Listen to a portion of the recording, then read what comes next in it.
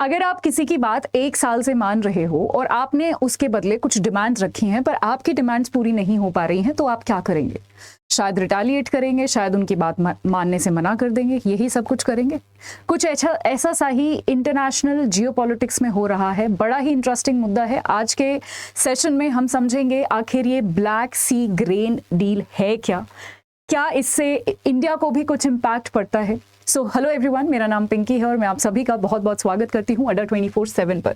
आज के हम इस सेशन में पढ़ने वाले हैं वो प्रिसाइजली ये कुछ सवाल हैं। सबसे पहले ये डील जो है वो क्या है, आखिर इसका क्या मतलब है, कब से ये चल रही है, सारे पहलू इस डील के बारे में समझेंगे। साथ ही साथ जानेंगे कि ऐसा क्या हुआ है जो ये न्यूज़ में इतनी बनी हुई है, यानी क्या गलत हो गया है यहाँ पर जो इतना ये कॉन्ट्रोवर्सी में बहुत दिनों से ये बनी हुई है। उसके साथ साथ इस पूरी सिचुएशन के लिए हम किसको ब्लेम कर सकते हैं, क्या कोई कंट्री है, क्या कोई ऑर्गेनाइजेशन है, या किसको ब्लेम कर सकते हैं, और फिर इंडिया का क्या रोल आता है, क्या ये इंडिया के लिए एक अपॉर्चुनिटी साबित हो सकती है। तो ये सारी चीजें जानेंगे। चलिए शुरू करते हैं। सबसे पहले कोई भी डील समझने से पहले उसके जितने भी स्टेक होल्डर्स होते हैं या पार्टनर्स होते हैं उनको समझ लेना जरूरी होता है। तो इस डील में 3 लोग यहाँ पर शामिल हैं। सबसे पहला 3 लोग से मतलब है 3 कंट्रीज। यहाँ पर सबसे पहले है टर्की, आप देख सकते हैं, उसके बाद रशिया, और ये है यूनाइटेड नेशन, संयुक्त राष्ट्र। आप जैसा कि देख सकते हैं कि यूनाइटेड नेशन, अगेन कोई भी चीज समझने से पहले अगर हमें थोड़ा सा उसका हिस्ट्री पता हो, पास्ट पता हो, वो कंट्री किसके ज़्यादा साइड है, ये सारी चीज़ें पता हो तो समझना ज़्यादा आसान हो जाता है और इंटरेस्टिंग हो जाता है। हाँ जी, यूनाइटेड नेशन आपको यहाँ पर दिखेगा, क्या यहाँ पर है टर्की। यूनाइटेड नेशन जब बना था डेफिनेटली बहुत अच्छा काम कर रहा था, बट अब कहीं ना कहीं ये एक नाम के लिए एक बॉडी बच गई है। चाहे आप अफगानिस्तान का तालिबान वाला एग्जाम्पल ले लो या कुछ भी ले लो, और वेस्टर्न इन्फ्लुएंसेस से भरी हुई है ये बॉडी। उसके बाद टर्की, आप सभी को पता है ये इंडिया का भी अच्छा मित्र नहीं है और यहाँ पर भी वेस्टर्न इन्फ्लुएंसेस बहुत हैं। रशिया तो अगेन डेफिनेटली आप सभी को पता ही होगा। तो ये 3 कंट्रीज हैं। जान लेते हैं आगे ये डील के बारे में। एक्चुअली आप सभी को पता होना चाहिए कि हमारे पूरी दुनिया का जो ब्रेड बास्केट है वो रशिया यूक्रेन को हम मेजरली बोलते हैं, क्योंकि वो ग्रेन्स को जो है यहाँ पर आप देख सकते हैं 102 मिलियन टन्स रशिया यूक्रेन जो है वीट का एक्सपोर्ट करते हैं। ये ग्लोबल ग्रेन ट्रेड का यहाँ पर एक चार्ट है जो अलग अलग देशों को बताया हुआ है। यहाँ पर आपको यूएस दिखेगा, अर्जेंटीना, EU और ब्राजील दिखेगा। इसमें सबसे ज़्यादा जो हिस्सा है वो रशिया यूक्रेन का ही है। तो आप समझ सकते हैं कि कितना अहम पार्ट है ये रशिया यूक्रेन का।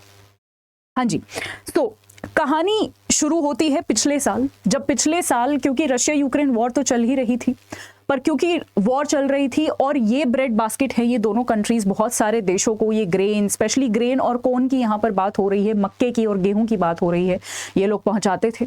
तो फैसला ये हुआ यूनाइटेड नेशंस के साथ बैठकर कि जी कोई बात नहीं, वॉर चल रही है, बट इंसानियत के नाते जिन देशों को आप ये ग्रेन्स पहुंचा रहे हो, स्पेशली अफ्रीका के कंट्रीज जैसे सोमालिया, इथोपिया, सूडान, ये सारी कंट्रीज, केन्या हो गया, इन पर जो है कोई असर नहीं पहुंचना चाहिए। इन द सेंस कि इनको जो है कोई भी आप ऐसा मत करिएगा कि आपके लड़ाई के उसमें इन लोगों तक खाना पीना ना पहुंचे, इन लोगों का खाना ना पहुंचे। तो उसके लिए ये एक डील की गई थी कि ठीक है, कुछ पोर्ट से जो है हम ये जो एक्सपोर्ट है ये करते रहेंगे, ग्रेन्स का एक्सपोर्ट जो है करते रहेंगे। रशिया ने उस टाइम पे इस डील को जो है अग्री कर लिया था। ये आप यहाँ पर पोर्ट्स वगैरह देख सकते हैं जिनके थ्रू ये ब्लैक सी है पूरा, ठीक है। आपको यहाँ पर यहाँ पर आपको यूक्रेन दिखेगा, ठीक है। इसके साइड में जो है आपको रशिया दिखेगा। रशिया ने उस टाइम पर इस डील को जो है मान लिया था और अपने कुछ पॉइंट्स रखे थे। पॉइंट्स ये था कि जी हमारा भी एक्सपोर्ट होगा, क्योंकि रशिया भी जो है एक्सपोर्ट करता है, रशिया भी प्रोड्यूस करता है ग्रेन्स की, जी हम भी एक्सपोर्ट करेंगे, ठीक है। और दूसरा ये था कि रशिया ने जो है जिस चीज़ के लिए माना था वो ये था कि हम इंसानियत के नाते, यानी ह्यूमैनिटेरियन पर्पस के नाते दूसरे देशों को ये सारी चीज़ें भेजेंगे, ठीक है। सो बेसिकली यहाँ पर जो स्पेशली जो पुअर कंट्रीज़ हैं उनको यहाँ पर ग्रेन्स भेजने के लिए रशिया जो है वो राजी हुआ था। अब जो है 1 साल रशिया ने ये पूरा देखा और रशिया को कुछ यहाँ पर प्रॉब्लम्स हुए जिनकी वजह से रशिया ने इस डील से, या फिर बोल सकते हो रशिया इस डील से बाहर आ गया है। क्या है वो प्रॉब्लम्स प्रिसाइजली ये है कि पहली जो रशिया ने शर्त रखी थी, जैसे मैंने पहले लाइन बोला था कि आप 1 साल तक किसी की बात मानते रहते हो, बदले में आप अपनी कुछ डिमांड्स रखते हो, पर आपकी डिमांड्स नहीं मानी जाती हैं तो आप बैकआउट कर लेते हो, उस डील को या तो खत्म कर देते हो या उसके अगेंस्ट कुछ करने की कोशिश करते हो। सो पहली डिमांड थी कि जी हम भी एक्सपोर्ट करेंगे, ठीक है, वो जो है कहीं ना कहीं रशिया ये मानता है, रशिया का ये क्लेम है कि हमारा जो एक्सपोर्ट है वो नहीं होने दिया जा रहा है, हमारी शिप्स को नहीं पास होने दिया जा रहा है और हमारे जो प्रोडक्ट्स हैं उनको जो है दूसरे कंट्रीज में नहीं बेचने दिया जा रहा है या फिर वहां से पैसे नहीं आ रहे हैं। ये सारे जो है प्रॉब्लम्स हैं।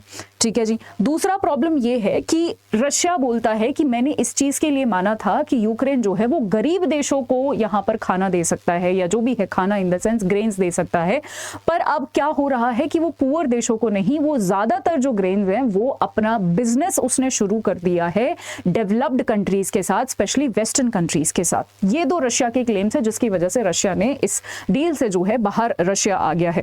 अब ऐसा नहीं है कि सिर्फ रशिया के ही क्लेम्स है, दूसरी तरफ जो दूसरे कंट्रीज हैं, यूएन हो गया, यूके हो गए, जो वेस्टर्न कंट्रीज हैं वो अपना अलग ही क्लेम करते हैं। वो कहते हैं कि नहीं, ऐसा नहीं है, जितना भी यूक्रेन ने जो ग्रेन सप्लाई किया है उसमें से 61 के आसपास 60% के आसपास जो है वो गरीब देशों को ही गया है। वहीं दूसरी तरफ रशिया इस नंबर को सिर्फ 4% बताता है। आप ये इमेजिन कर सकते हो, एक जगह वो बोल रहे हैं कि नहीं जी गरीब देशों को 60% जो है ग्रेन गया है, रशिया कह रहा है कि नहीं ये नंबर 60% नहीं है, ये नंबर सिर्फ 4% है।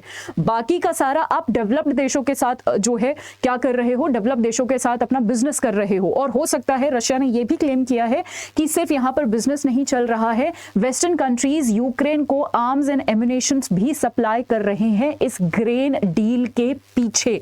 सो ये कुछ क्लेम्स हैं जिसके चलते रशिया ने यहां पर बैकआउट किया है। सो डेफिनेटली क्या यहां पर गलत गया है मैंने बता दिया है, स्पेशली यहां पर ये जो रशिया का पॉइंट है एक्सपोर्ट वाला और जो है यहां पर अलग अलग चीजों वाला। और डेफिनेटली यहां पर जो भी होगा, जो भी ये चीजें हो रही हैं, इससे एक चीज तो तय है कि एक्सपोर्ट जो है इस पर इम्पैक्ट पड़ा है। अभी रशिया ने जो है यहाँ पर जो मैंने अभी आपको पोर्ट्स दिखाए उन पोर्ट्स को जो है बंद कर दिया है, तो एक्सपोर्ट पर तो प्रभाव पड़ेगा। एक्सपोर्ट पर प्रभाव पड़ेगा तो हो सकता क्या है आगे आने वाले समय में डेफिनेटली ग्रेन्स के जो हमारा जो रेट है, जो प्राइस है वो बढ़ने वाला है, यानी महंगाई बढ़ सकती है। तो ये कुछ चीज़ें हैं। ठीक है, उसके साथ साथ जो अफ्रीका के कुछ ऐसे देश हैं जैसे सोमालिया हो गया, केन्या, इथोपिया हो गया, साउथ सूडान हो गया, इसमें जो है आप देख सकते हैं 50 मिलियन लोगों से ज़्यादा को जो है यहाँ पर इस ग्रेन की ज़रूरत है जिन पर इम्पैक्ट पड़ेगा। तो दोनों ही यहाँ पर इम्पैक्ट होने वाले हैं। एक तो इकोनॉमिक इम्पैक्ट होने वाला है कि जी इन्फ्लेशन आ सकता है, महंगाई आ सकती है। दूसरा ये जो गरीबी वाला जो पॉइंट है यहाँ पर यहाँ पर आप बोल सकते हैं कि ह्यूमैनिटेरियन वाला जो पॉइंट है वो उस पर भी इम्पैक्ट पड़ेगा। ये दो इम्पैक्ट तो डेफिनेटली होने वाले हैं। तो आगे क्या सोल्यूशन हो सकते हैं? अब ऐसा नहीं है, रशिया ने ऐसा भी बोला है कि अगर मेरी डिमांड्स पूरी कर ली गई तो मैं जो है सारी चीज़ें मान लूंगा, दोबारा से ये डील हम कर सकते हैं। यूक्रेन ने एक्चुअली अभी हाल ही में प्रपोज भी किया था कि इस डील को ना हम एक्सटेंड कर देते हैं, थोड़ा सा और बढ़ा देते हैं। उसी के चलते रशिया ने मना कर दिया कि नहीं हम नहीं बढ़ाएंगे, इनफैक्ट जो है मैं इसको ख़त्म कर रहा हूँ। तभी जो है ये सारी चीज़ें सामने आई हैं। तो आगे डेफिनेटली देखना ये होगा कि क्या कितना इन्फ्लेशन बढ़ता है, क्या इसका कोई ऑल्टरनेटिव यूक्रेन निकालता है, क्या किसी और एक्सपोर्ट रूट से या फिर किसी और बंदरगाह से वो अपने एक्सपोर्ट्स को भेजता है, या फिर इसके बदले में रशिया क्या करता है। ये सारी चीजें देखने वाली होंगी। आप बड़ा इंटरेस्टिंग पॉइंट देख लेते हैं, इंडिया का क्या पॉइंट है यहाँ पर। अब सबसे पहला आई एम श्योर आपके दिमाग में ये आ रहा होगा कि मैम क्या इंडिया पर असर पड़ने वाला है, हमारे लोगों पर या हमारे गेहूं के एक्सपोर्ट इंपोर्ट पर कोई असर पड़ने वाला है? सबसे पहले तो नहीं। ये आप देख सकते हैं द हिंदू ने 2022 में ये आर्टिकल छापा था जहां पर लिखा हुआ है कि India looks to fill wheat granary depleted by Ukraine war in many countries. इसका मतलब है कि ये जो रशिया यूक्रेन वॉर जब से चल रहा है ना, तब से कहीं ना कहीं ये पॉइंट हमारे दिमाग में है कि जी यूक्रेन जो है वो सप्लाई करता है गेहूं और ये सारी चीजें बहुत अलग अलग कंट्रीज को। कौन सी वो कंट्रीज है ये भी हम जान लेते हैं। वो कंट्रीज प्रिसाइजली यहाँ पर हैं। हाँ जी, वो कंट्रीज हैं ये। सबसे पहला आपका हो गया Lebanon, Pakistan, Libya, Ethiopia, Tunisia, Indonesia, Mauritania. तो ये 3-4 इंपॉर्टेंट कंट्रीज आप याद रख सकते हैं।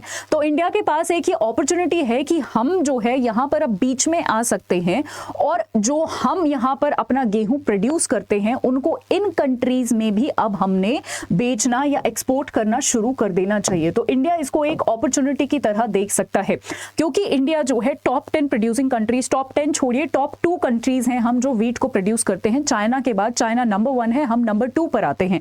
हम कितना प्रोड्यूस करते हैं वो भी हम देख लेते हैं।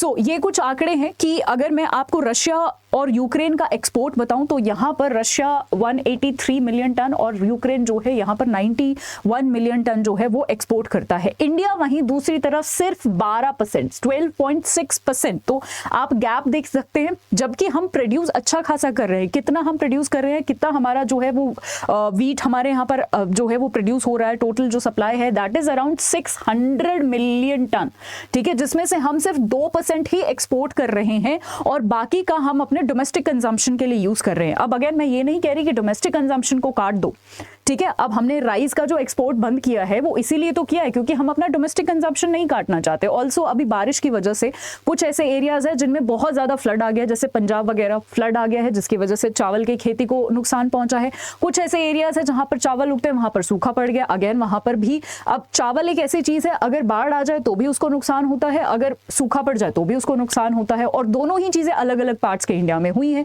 जिसकी वजह से चावल के प्रोडक्शन पर इंपैक्ट हुआ है। इसीलिए हम जो बाहर बासमती जो नॉन बासमती भेजते थे उसको हमने बंद कर दिया है। तो डोमेस्टिक डिमांड तो पहले हम रखेंगे, बट डेफिनेटली बहुत सारी ऐसी चीजें हैं जहां पर हम जहां से सेव करके, हमारे यहाँ पर वेस्टेज भी बहुत सारा होता है, उसको हम एक्सपोर्ट कर सकते हैं और इस गैप को जो ये रशिया यूक्रेन वॉर के दौरान जो बना है इस गैप को हम ब्रिज कर सकते हैं, ठीक है। चलिए अब हम वैसे कहाँ कौन कौन से कंट्रीज को जो है अपना क्या करते हैं, एक्सपोर्ट जो है वो करते हैं। हम बांग्लादेश, नेपाल, यूएई, यमन, अफगानिस्तान इन सबको करते हैं और मैंने आपको बता दिया कहाँ कहाँ हमें करने की जरूरत है। हमें उन सारी कंट्रीज में करने की जरूरत है जहां शायद यूक्रेन रशिया जो है एक्सपोर्ट करता था। सो आई होप ये मुद्दा जो है आपको समझ आ गया होगा, at the same time interesting भी लगा होगा। अगर इंटरेस्टिंग लगा हो मुझे कमेंट सेक्शन में जरूर बताइएगा, और अगर आपका कोई भी डाउट रह गया हो तो आप मुझे इस टेलीग्राम चैनल पर पिंकी करंट अफेयर्स 24/7 पर जुड़ सकते हैं। आज के लिए इतना ही। Thank you so much, have a wonderful time ahead, bye bye.